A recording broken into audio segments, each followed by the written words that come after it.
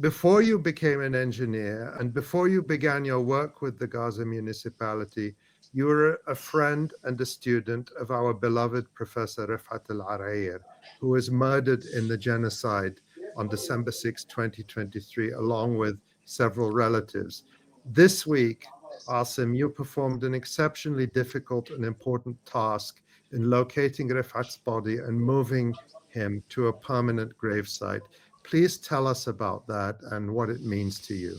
And some of these photos that we're showing are the ones you posted on your social media accounts of the grave. To be honest, I would like to apologize for my weird accent.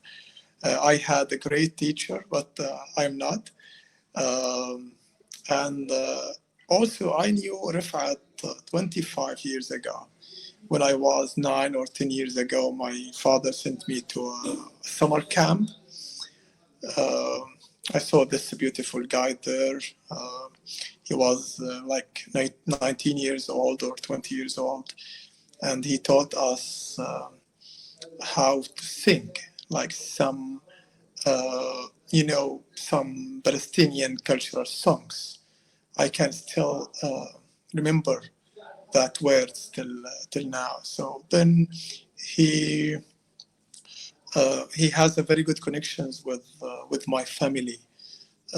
Also, my uncle, Dr. Hassan, was his teacher at the Islamic University of Gaza, and also we have like a family relation. Like his cousin got married with my sister, so also we are relative, like somehow. We did some projects together, so I can say that he was my friend, my colleague, my mentor, my supervisor, my teacher, my family friend, and even we had a special experience, like to live together in this genocide. We walked together, we talked, we ate together, we searched for water, we escaped from a place to place, we searched for internet, and he called it the long way for internet. So I want to start from your question. 2 calls from his mother. 3 weeks ago, his mother, a very beautiful woman, respected lady, Hani, we call it 𝐓𝐡𝐞 Hani, Auntie Hani. She called and she said, Asem, please, I want to feel comfortable. I want to find Refaat, I want to move him. And I know you were close to each other, so please let us do it. Then I said, this is was like 2 days before the ceasefire. So I told her, yes, this is my goal now. Just let us do it. So it became my dream, became my goal, and my daily routine in the last 2 weeks, like searching, finding. And I can't say it was easy. It was very difficult looking. And I don't think this is a popular experience. People didn't used to search for their friends in a makeshift graveyards or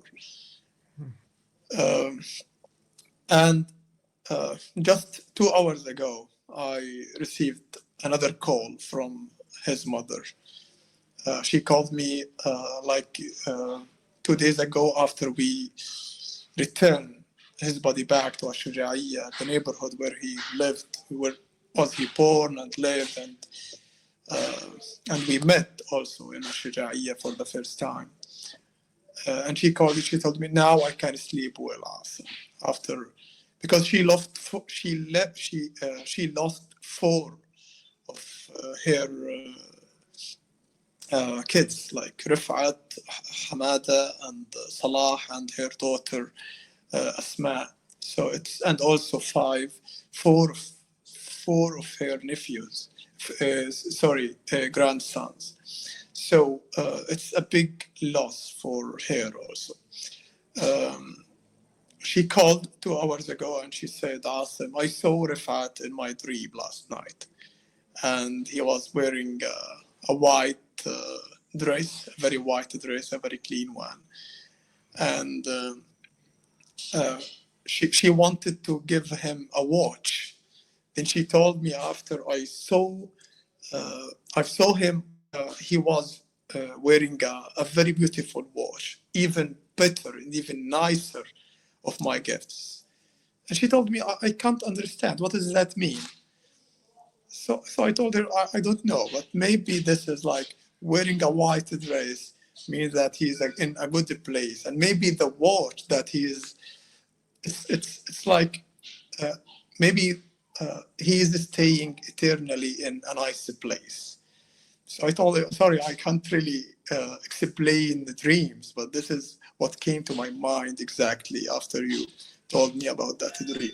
So between the 2 calls, actually, we spent a very difficult moment. And if I want to talk about the details, it is very, very, very difficult.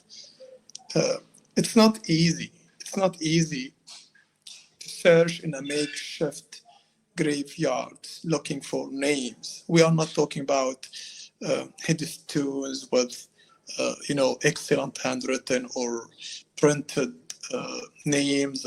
No. You are just searching in cartoons or papers, tape notes, and on literally on the sands. And a lot of them, it's already erased. A lot of makeshift graves are not really clear if this is a ground or if this is a graves, I searched in 4 makeshift cemeteries. I read maybe more than 1,000 notes. Actually, I met numerous people, like potential people who may participated or saw something. But after a lot of searching, we found a guy who participated in that day. So we went to the place. He showed us where is exactly believed that Refaat and his brother and his sister Asma and another 4 nephews. And one of the things that shocked me that there was no exact number about how many persons were with Refaat. Like even like his son said 8, his neighbor said 9, his brother-in-law said 7. So like his relatives doesn't know exactly how many people with him because nobody participated. No, I mean, even his close friends, even his close family. I know on that day it was like extensive and intensive targeting on Gaza, especially the month after the temporary ceasefire. It ends on the beginning of December, and then like we lost a lot of people on that month. And also the day of digging, I was literally afraid of that day. I brought the body bags. I brought the gloves. I brought the everything necessary. Then I searched for a specialist. I said we need a specialist to help us digging for bodies, human bodies. Then there is no one because everyone said like there is a lot of cases like Refaat, thousands like Refaat. So everyone is taking care of his loved ones. So we went to the place. I informed his father, his mother, everyone, his friends, and we went to that place. We started to dig, and I can tell you that my heart just stopped for a moment after we start to see the fabric, because on that time they used to put people just in a covers, a fabric covers, blankets, then they just put them in the ground because no resources on that time. So when I saw the corner of that fabric, a part of that fabric, my heart just stopped for a moment.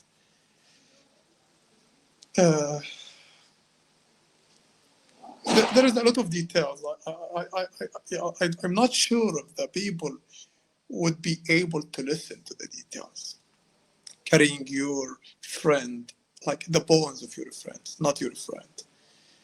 Opening that blanket to check to know him from his clothes. Like I'm shaking now. So after we did all of that, we carried him, we carried Refaat, we put him in a body plastic bag. We couldn't find a full body of Refaat, unfortunately. We found a full body for his brother Salah. Another brother knew him from his T-shirt, and he said, "Yeah, this is Salah's T-shirt." But we couldn't find Refaat's body as Refaat, so we put 4 people in one body plastic bag. One of them was Refaat, and since I am the last living person who met Refaat on that day, just 15 minutes before he was martyred. So people asked me, check, you may know from his T-shirt. And I had to look, I had to see. So I'm sorry I'm sorry to Refaat. I apologize to Refaat that I couldn't realize, I couldn't know.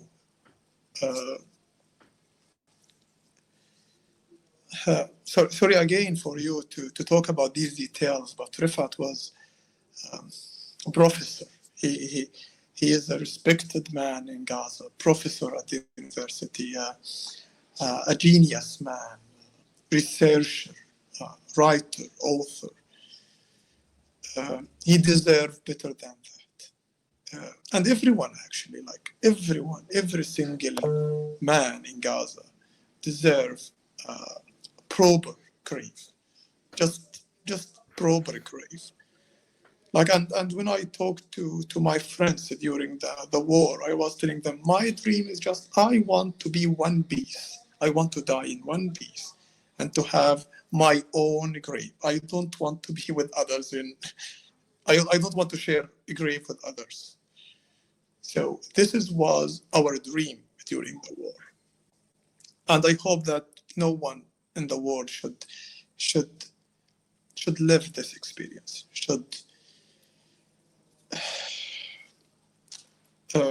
we moved him to Shujaiya, to Ibn Marwan cemetery. 7 people. We found 7 people. Refaat Alareer, Salah Alareer, his brother, Asem Alnabih, his sister, and the other 4 nephews. We tried for 4 days to find the graves in Gaza, because it's fully now, the graveyards in Gaza, there is no space. So people, what they did in the few months, they used to open the old graves, like if you have an auntie or uncle or father or mother, people used to open that grave and put the new bodies there because there is no space. We are talking about thousands of people. And I talk to many people that we need like graves, you know, this is like we just need graves. And we got only two graves for 7 people. So they shared their suffering, they shared their death, and they shared their makeshift graveyard, and then they shared their eternal grave, 2 graves in Shujaiya. But at least we saw them, we built them, we cleaned that area, we did our cultural, you know. His father was like a great man. I used to hear about him, Refaat's father. Then, because you know, in our religion, we do like a short speech after we put our loved one in the grave. So people ask me to do it. But then I said, no, I'm not going to do it. I can't say anything now. And they said, no. We know you are the spokesman. You can do it.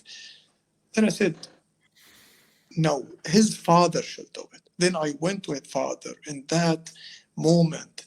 Then I told him, Father, please do it. And he said, what can I say? They said, no, just start and you will. And he said a perfect, you know, like a perfect speech about Refaat and his brother, his sister, you know, like I felt that, oh my God, that's what I needed in that moment.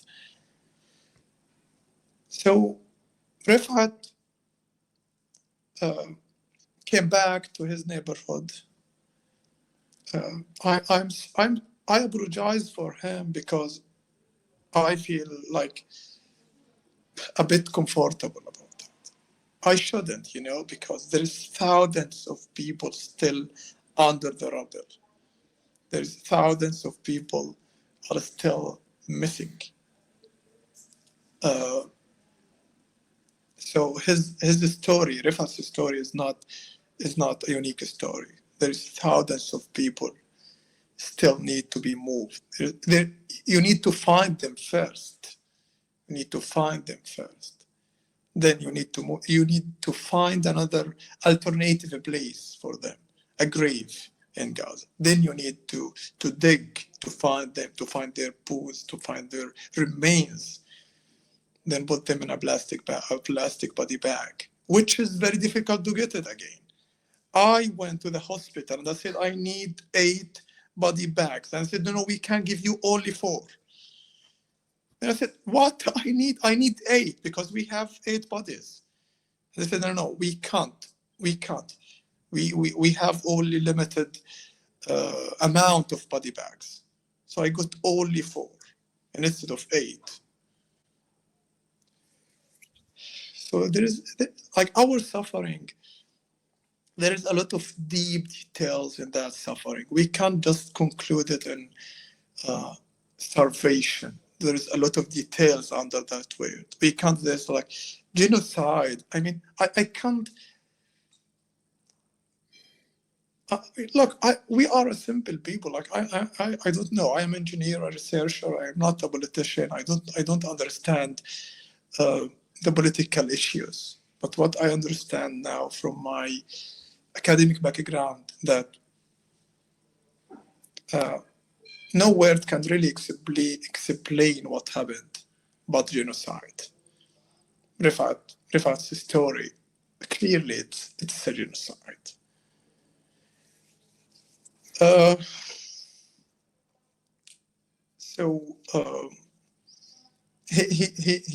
He was a great man. Till now, till the last moment, I was telling myself that no. He's still alive. He's joking, because we know Refaat. He used to do this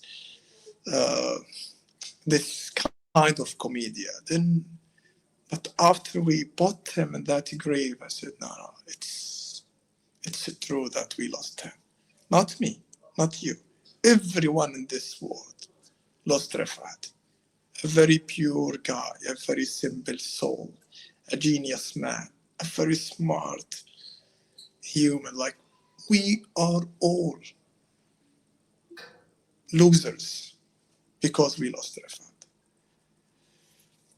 But again, he paid for his message. He tried his best to convey his message to the people, and he paid his soul, his blood, to show the truth to the people. So we have to choose whether we want to see it or just to neglect it and to say no, nothing happened in Gaza, and to propose a nice ideas like relocating the people there or whatever the politicians are saying right now in the world. May he rest in peace eternally. He deserves that. And I'm planning for like a gathering for his students and his teachers and his colleagues soon, after we prepare a nice headstone with his nice poetry, "If I Must Die." We will engrave it on his grave. I'm trying to do that, inshallah, next week. Then we will do a nice gathering there, talk about him, share our nice stories and jokes with him, to make his dream true. That because he told us what is his dream. Like, if I must die, you must live. To tell his story. Oh,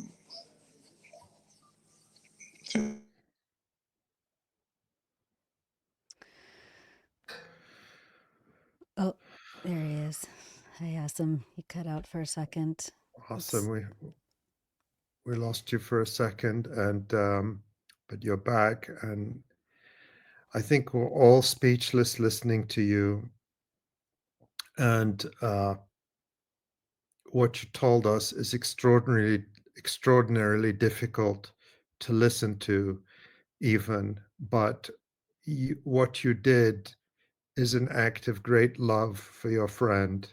I think it's the biggest act of love I can imagine, and for his family, for his mother, but for all the people, for his students, for his friends, and for all the people around the world who loved him, who got to know him, who got to know him even after he died, and who he continues to influence. And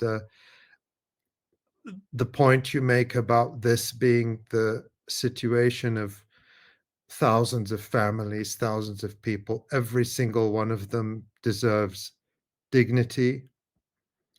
And you gave that dignity to Refaat and his brother and sister and Refaat's nephews who were murdered together in that attack.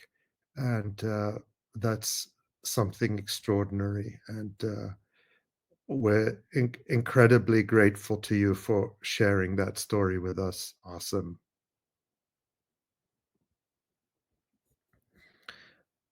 I don't know if I think the sound is, we've lost the sound I think we again. lost the sound again.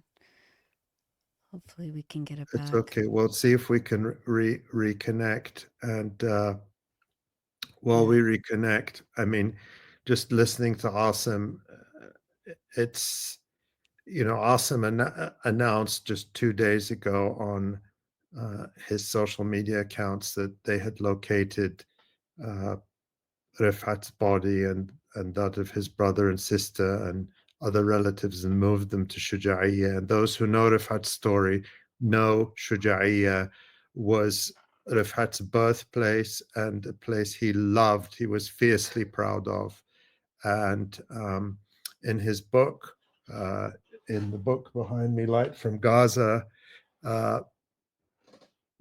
Rifat tells the story of his childhood in Shujaiya and what that neighborhood meant to him. And I think it must have been extraordinary for Refaat's mother and father and other family members to have the opportunity to be able to mourn him.